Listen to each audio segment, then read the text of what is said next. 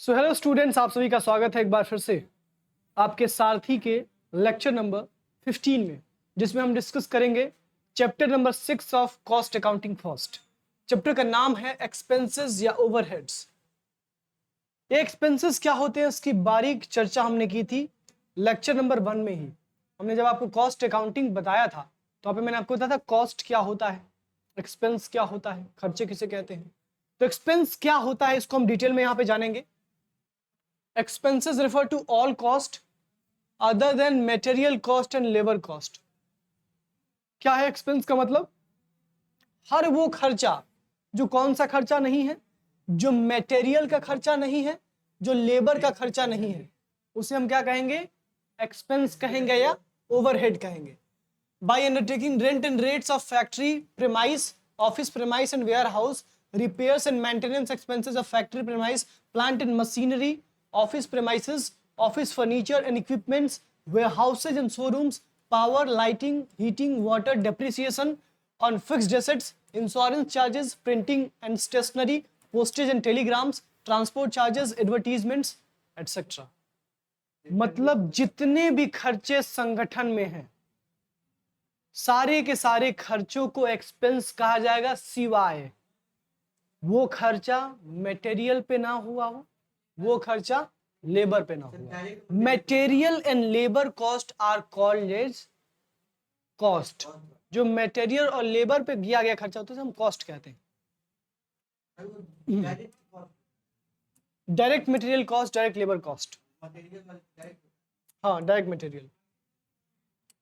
आगे, each of three main elements of cost is further analyzed into different elements such as direct and indirect। अब देखिए, expense हमने जब पढ़ा था, हमने एक चैप्टर पढ़ा था मटेरियल एंड लेबर नाम का कोई चैप्टर था, जिसमें डायरेक्ट मटेरियल, इनडायरेक्ट मटेरियल, जो अनुज शायद पूछ रहा है, डायरेक्ट लेबर, इनडायरेक्ट लेबर। उसमें जितना डायरेक्ट वाला था उसको हम क्या कह रहे थे? वेरिएबल एक्सपेंस कह रहे थे। और जितना इनडायरेक्ट वाला था उसे हम फिक्स्ड जो कहते थे, फिक्स्ड कह रहे थे, उसको हम लोग क्या कह रहे थे? फिक्स्ड एक्सपेंस कह रहे थे। इनडायरेक्ट मटेरियल, इनडायरेक्ट लेबर वगैरह। अब यहाँ पे डायरेक्ट एक्सपेंसेस किसे कहते हैं? प्रत्यक्ष कर। मैंने आपको पहले ही बताया था, जब आप क्लास 11th में होते हैं, ट्रेडिंग अकाउंट और प्रॉफिट एंड लॉस अकाउंट बनाना सीखते हैं, तो अब आप ट्रेडिंग अकाउंट बनाते समय आप क्वालिफाई करते हैं, क्लासिफाई करते हैं सारे ऐसे खर्चों को जो फैक्ट्री से संबंधित है, उसे ट्रेडिंग अकाउंट में रिकॉर्ड किया जाता है। और सारे ऐसे खर्चे जो ऑफिस से संबंधित होता है उसे कहाँ रिकॉर्ड किया जाता है? प्रॉफिट एंड लॉस अकाउंट में। ठीक उसी प्रकार से यहाँ पे जो डायरेक्ट एक्सपेंसेस हैं उसे किसे कहेंगे? Direct expenses, otherwise known as chargeable expenses. क्या होते हैं ये?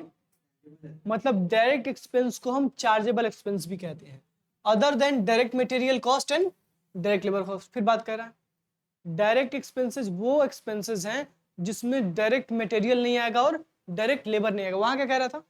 वहां पे कहते हैं एक्सपेंसेस या ओवरहेड्स उन्हें कहेंगे, उन सारे खर्चों को कहेंगे जिसमें मटेरियल या लेबर का खर्चा ना होता हो। फिर डायरेक्ट इनडायरेक्ट नहीं लिखा था, इसलिए परेशान था अनुज, कहते सर डायरेक्ट इनडायरेक्ट बताइए। तो भाई डायरेक्ट इनडायरेक्ट कहाँ आएगा? जब डायरेक्ट एक्सपेंस की बात करेंगे, जब केवल एक्सपेंस की बात करेंगे तो क्या होगा? मटेरियल और लेबर के खर्चे को छोड़ के बाकी जितने भी खर्चे उसे हम क्या कहेंगे? एक्सपेंस कहेंगे।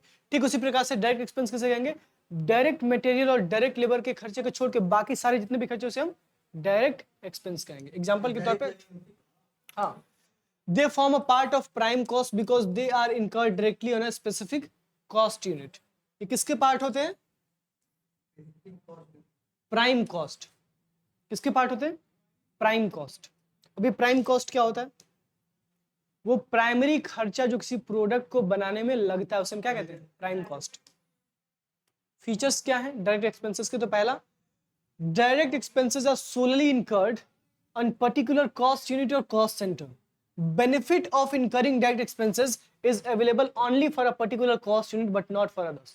मतलब डायरेक्ट एक्सपेंसेस वो खर्चे होते हैं जो किसी पर्टिकुलर को, जो किसी विशेष इकाई को, विशेष यूनिट को डेडिकेटेड होते हैं। वो खर्चे का बेनिफिट केवल और केवल उसी यूनिट को होता है, बाकी यूनिट्स को नहीं होता। तो पहला क्या हो गया इसका फीचर कि डायरेक्ट एक्सपेंस का जो भी खर्चा होगा उसका बेनिफिट किसको मिलेगा? किसी एक विशेष यूनिट को मिलेगा, किसी एक विशेष इकाई को मिलेगा। दूसरा, direct expenses very in direct proportion with production volume. मतलब डायरेक्ट एक्सपेंस वो खर्चे हैं जिनका संबंध सीधे सीधे प्रोडक्शन से है, उत्पादन से है। अगर उत्पादन बढ़ेगी तो प्रत्यक्ष व्यय भी बढ़ेगा, अगर प्रोडक्शन बढ़ेगा तो डायरेक्ट एक्सपेंस भी बढ़ेगा, because it is directly proportion with the production volume. अगला, the proportion of direct expenses to total cost is very less, मतलब proportion of direct expense to total cost, ये हो गया टोटल कॉस्ट इतना सारा, इसमें इतना सा होता है डायरेक्ट एक्सपेंस, समझ में आया? ये हो गया टोटल कॉस्ट, इस टोटल कॉस्ट में बहुत कम कंट्रीब्यूट करता है कौन? डायरेक्ट एक्सपेंस, यानी प्रत्यक्ष कर। अगला, the direct expenses can B identify with the total cost of production. Direct expenses क्योंकि प्रोडक्शन से डायरेक्टली रिलेटेड होते हैं तो उसको हम आइडेंटिफाई कर सकते हैं टोटल कॉस्ट ऑफ प्रोडक्शन में कि कितना प्रोडक्शन में डायरेक्ट एक्सपेंस का कॉस्ट है, उसका खर्चा है। एग्जांपल देखिए, कैरियर्स इनवर्ड, मतलब आपने सामान मंगवाया कहीं से, भाड़ा तो देना पड़ेगा बाबू ट्रक का, this is called carriers inward, यानी रॉ मटेरियल मंगवाने का भाड़ा, ठीक है। इंपोर्ट ऑक्ट्रॉय ड्यूटी, अब ये सब खत्म हो गया, जीएसटी आ गया ना, तो ऑक्ट्रॉय फॉक्ट्रॉय खत्म हो गया। ये एक ड्यूटी लगती थी जब आप किसी देश में सामान, देश से सामान खरीदते थे ना, तो एक ऑक्ट्रॉय ड्यूटी लगती थी, एक तरह से कस्टम कह सकते हैं। पेड ऑन मटेरियल परचेज्ड, जब आप मटेरियल्स खरीदते थे तो आपको अलग अलग प्रकार के खर्चे करने पड़ते थे, वो सारे के सारे खर्चे क्या होंगे? Direct expense. मैंने आपसे क्या कहा? डायरेक्ट एक्सपेंस मतलब बस इतना याद रखो, वो खर्चा जो फैक्ट्री से संबंधित होगा उसे हम क्या कहेंगे? डायरेक्ट एक्सपेंस, उसे हम कहेंगे प्रत्यक्ष व्यय। दूसरा, प्राइमरी पैकिंग मटेरियल्स, भाई सामान बना तो लिए लेकिन बेचेंगे तो पैक करना पड़ेगा ना, अब बिस्कुट बनाया कागज में लपेट के नहीं देंगे, इसको प्लास्टिक में पैक करेंगे, this is called primary packing materials, इसको भी क्या कहेंगे हम? डायरेक्ट एक्सपेंस ही कहेंगे। अगला, cost of patent and royalty. Patent क्या होता है? पंखा बनाना है, पंखे की टेक्नोलॉजी खरीदनी पड़ेगी, पंखा कैसे बनता है इसका आइडिया लेना पड़ेगा ना, तो उसके लिए हम क्या लेते हैं? पेटेंट लेते हैं, और फिर पेटेंट लेते हैं तो क्या करते हैं? रॉयल्टी पे करते हैं, ये भी एक कॉस्ट है। अगला, travelling expenses on securing an order, आपको कोई ऑर्डर देना है तो ऑर्डर देने से पहले आपको कहीं जाना पड़ेगा ना ऑर्डर देने के लिए, फोन पे भी दे सकते हैं लेकिन हो सकता है मिलने जाए, तो जो ट्रेवलिंग एक्सपेंस होगी आपकी ऑर्डर देने के लिए जो आप जा रहे हैं, this is called direct expense, प्रत्यक्ष व्यय। सर्वेयर्स फीस, सर्वेयर मतलब जो सर्वे कर रहा है उसकी फीस। सब कॉन्ट्रैक्ट कॉस्ट, सब कॉन्ट्रैक्ट कॉस्ट का मतलब एक होता है कॉन्ट्रैक्ट, मेन कॉन्ट्रैक्ट, और एक होता है उसका सब्सिडरी कॉन्ट्रैक्ट, मतलब कॉन्ट्रैक्ट के अंदर बनाया गया कॉन्ट्रैक्ट। तो भाई कॉन्ट्रैक्ट के अंदर कॉन्ट्रैक्ट बनाओगे तो उसमें कॉन्ट्रैक्ट को बनाने में कुछ खर्चे लगेंगे ना, उसको भी क्या कहेंगे? डायरेक्ट एक्सपेंस, ठीक है। Cost of spare parts, spare part समझते हैं भाई, साइकिल के पुर्जे, बाइक के पुर्जे, उसका एक्सीलरेटर, उसका पहिया, स्पेयर पार्ट्स कहते हैं उसे, उसी कहते हैं।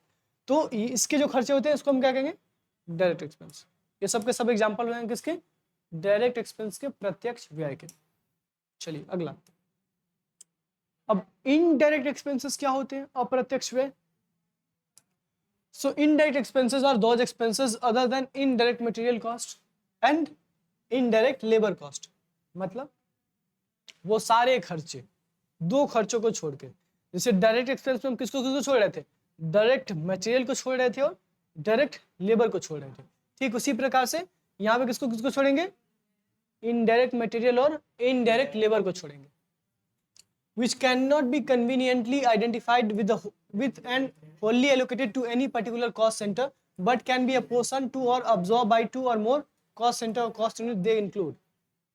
अब देखो, हमने कहा था डायरेक्ट एक्सपेंस में कि डायरेक्ट एक्सपेंस किया जाएगा किसी एक यूनिट के द्वारा और बेनिफिट भी किसी को मिलेगा?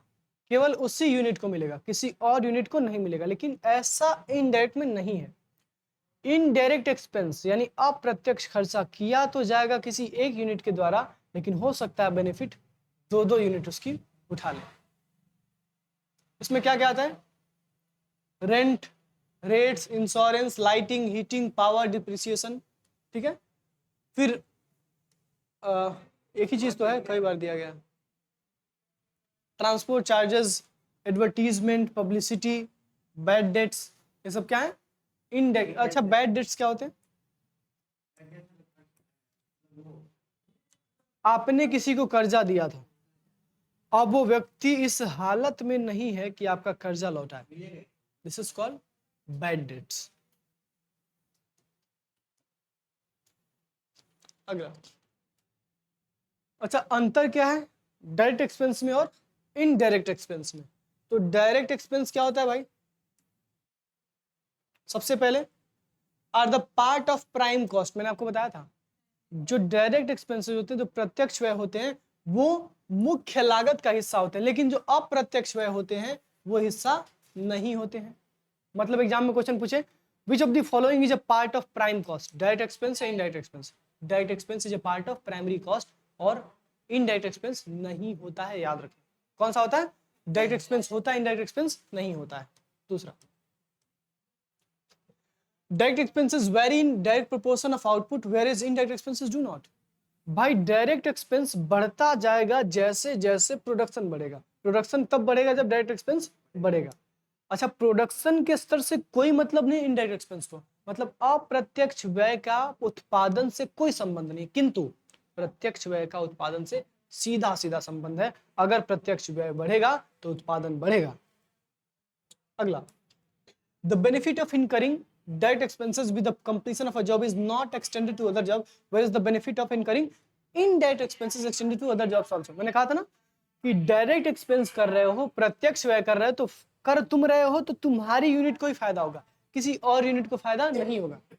लेकिन इनडायरेक्ट में क्या था? इनडायरेक्ट में आपने किया कॉस्ट और फायदा दो से ज्यादा कॉस्ट यूनिट्स को हो सकता है। अगला, the direct expenses can be identified with the total cost of production whereas it is not possible in case of indirect expenses। मतलब किसी प्रोडक्ट में टोटल कॉस्ट में कितना प्रोपोर्शन डायरेक्ट एक्सपेंस का उसको आसानी से पहचाना जा सकता है, लेकिन इनडायरेक्ट को आसानी से पहचाना नहीं जा सकता। अगला, direct expenses can B allocated whereas indirect expenses can are to be apportioned। मतलब डायरेक्ट एक्सपेंसेस को एलोकेट किया जाता है, मतलब इस डिपार्टमेंट का इतना डायरेक्ट एक्सपेंस है, इस डिपार्टमेंट का इतना है, लेकिन जो इनडायरेक्ट है ना उसको विभाजित किया जाता है, उसको बांटा जाता है। क्या किया जाता है? बांटा जाता है। तो ये भी एक डिफरेंस हो गया। एग्जाम में क्वेश्चन आ सकता है विच of the following expenses can B allocated? Direct expense can be allocated and which of the following expense can not B allocated? Indirect expense allocate नहीं हो सकता। तो क्या हो सकता है? ये हो सकता है अपोर्शन्ड। ये भी क्वेश्चन बन सकता है कि which of the following expenses can be apportioned, तो क्या होगा? Indirect expenses can be apportioned. चलिए अगला, डायरेक्ट एक्सपेंसेस पे नियंत्रण हमारा पूरा होता है। हम अकेले हैं, अकेले हमको खर्चा करना, बेनिफिट हमको करना है। अच्छा, हमको खर्चा कब करना है? जब हमको प्रोडक्शन बढ़ाना है तो खर्चा भी बढ़ाना पड़ेगा। तो प्रोडक्शन नहीं बढ़ाना तो खर्चा कंट्रोल कर लो, क्योंकि प्रोडक्शन के साथ सीधे सीधे लिंक है इसका। लेकिन इनडायरेक्ट का तो है ही नहीं लिंक प्रोडक्शन से, वो तो तब भी करना पड़ेगा जब प्रोडक्शन कम होगा और तब भी करना पड़ेगा जब प्रोडक्शन ज्यादा होगा। तो इस पे कोई कंट्रोल नहीं होता, मतलब डायरेक्ट एक्सपेंस को कंट्रोल आसानी से किया जा सकता है क्योंकि ये प्रोडक्शन के साथ नेक टू नेक आगे बढ़ता है, जबकि इनडायरेक्ट को नहीं किया जा सकता। हो गया? कंट्रोल कैसे करेंगे? प्रत्यक्ष व्यय पर नियंत्रण कैसे लगाएंगे? पहला, though direct expenses constitute only a small portion to the total cost of production, it should not be allowed to go unchecked।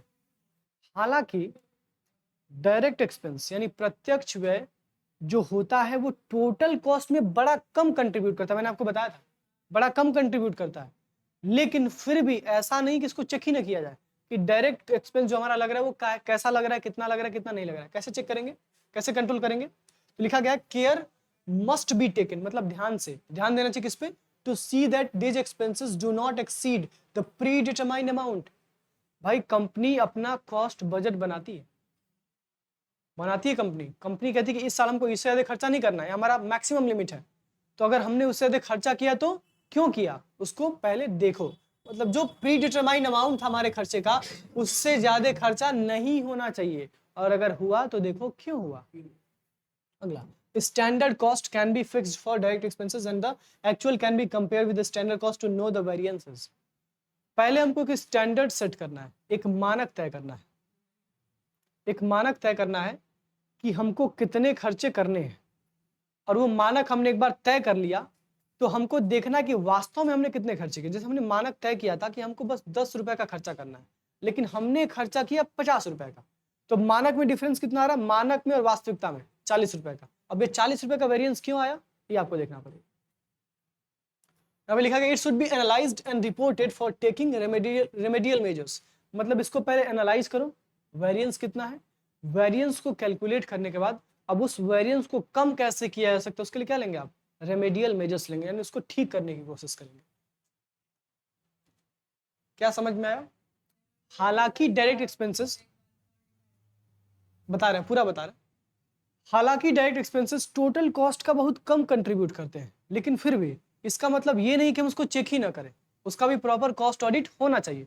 अब कॉस्ट ऑडिट करेंगे तो कैसे करेंगे, हम सबसे पहले कि स्टैंडर्ड कॉस्ट डिटरमाइन करेंगे कि इस साल हमको इतना अप्रत्यक्ष खर्चा करना है, अगर उससे ज्यादा हुआ तो क्यों हुआ ये देखो, वैसे तो उससे ज्यादा होना नहीं चाहिए, कोशिश करो कि ना हो, अगर हो गया तो फिर देखो क्यों हुआ, और फिर अगली बार से ना हो उसके लिए क्या करना पड़ेगा आपको, रेमेडियल मेजर्स लेने पड़ेंगे। अब खर्चा कर दिया तो कम कैसे होगा, समोसा खा लिया तो कम कैसे होगा, समोसा खा लिया 20 रुपए का, हाँ अगर खा लिए हो तब कम कैसे करोगे, अगली बार से कम कर सकते हो, वही रेमेडियल मेजर होता है। मतलब गलती इस बार हो गई, इस बार मानक के हिसाब से काम नहीं हुआ, लेकिन अगली बार हो जाए कम से कम, इस बार नहीं हुआ कोई बात नहीं, माफ करनी होगी गलती, क्षम्य है। अगला ओवरहेड्स क्या होते हैं भाई, ओवरहेड, ये ओवरहेड होते हैं फैक्ट्री के लिए हेडेक, सरदर्द।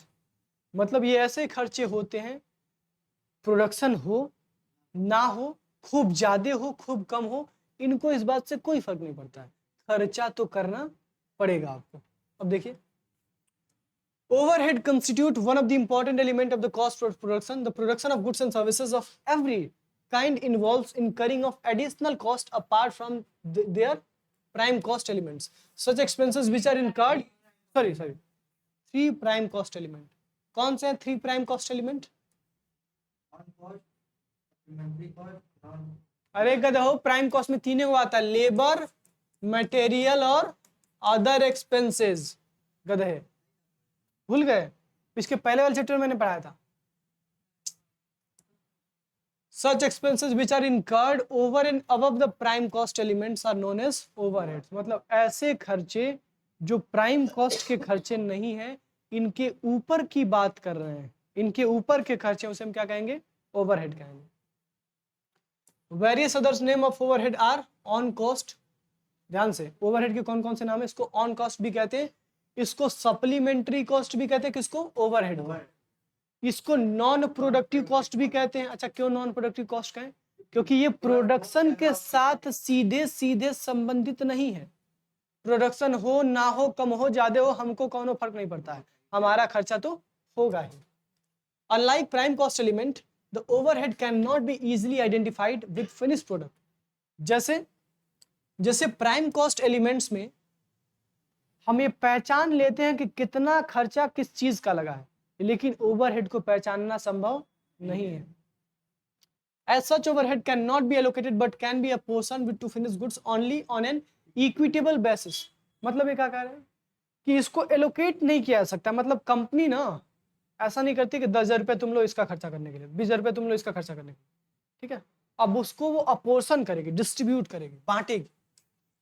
Overheads are incurred with inside and outside the production department. The amount of overheads incurred depends upon the nature of industry and as such it cannot be precisely estimated as a percentage to total cost. However, it is inevitable to incur overheads in all factories. The term overhead has been defined as below. सुनो, overhead क्या है, वो खर्चा जो सीधे सीधे production में contribute नहीं करता है, हालांकि ये खर्चा इतना जरूरी है कि ये ना हो तो प्रोडक्शन भी नहीं हो पाएगा। जैसे फैक्ट्री लेके आए हो, रेंट दे रहे हो, टैक्स दे रहे हो, भाई टैक्स नहीं दोगे तो सरकार तुम्हारा धंधा चलने देगी क्या, बंद करो, अगले दिन ठीक, जाओ, खत्म कहानी तुम्हारा, ठीक। तो हालांकि इतने जरूरी नहीं होते, लेकिन फिर भी जरूरी तो होते ही है। हाँ, एग्जाम्पल इसका रेंट हो जाएगा, टैक्स हो जाएगा, इंश्योरेंस हो जाएगा, वो जो इनडायरेक्ट एक्सपेंस में देखा था, लगभग वही एग्जांपल इसका होगा। देखो यहाँ पे दिया होगा बेसिस ऑफ क्लासिफिकेशन। देखो ये 5 बेसिस पे क्लासिफिकेशन किया गया किसका, ओवरहेड का। ओवरहेड की अकाउंटिंग करना आपको सीखना पड़ेगा। अकाउंटिंग जब आप करेंगे ना ओवरहेड्स की, तो आपको कुछ सीक्वेंस को फॉलो करना पड़ेगा। मैंने आपको बताया कि अकाउंटिंग इज अ प्रोसेस, बहुत पहले आपको बताया था अकाउंटिंग क्या प्रोसेस है, और क्योंकि ये प्रोसेस है तो इसको करते समय we have to follow some sequential step. हमें कुछ चरणों का चरणबद्ध तरीके से पालन करना होगा, तब ये प्रक्रिया सही से पूरी होगी। तो अगर हमको ओवरहेड की अकाउंटिंग करनी है, इसका लेखांकन करना है, तो सबसे पहले चरण में हमको क्या करना पड़ेगा, ओवरहेड लेखांकन, ओवरहेड लागत का वर्गीकरण करना पड़ेगा। यानी जितने भी ओवरहेड एक्सपेंसेस है उनका क्लासिफिकेशन करना पड़ेगा। क्लासिफिकेशन करने के लिए क्या करना पड़ेगा, देखो हमको बेसिस है, कौन कौन से 5 बेसिस हैं, ये हम कल पढ़ेंगे डिटेल में। एक है function wise classification, element wise classification, behaviour wise classification, on the basis of normality और कंट्रोल बेसिस। ये जो नॉर्मेलिटी है ना, इस पे काफी क्वेश्चन आते हैं। अब नॉर्मल कॉस्ट, नॉर्मल कॉस्ट, अब नॉर्मल कॉस्ट, नॉर्मल कॉस्ट, इस पे काफी सारे क्वेश्चन आते हैं। हाँ चलिए, तो आज के लिए इतना ही।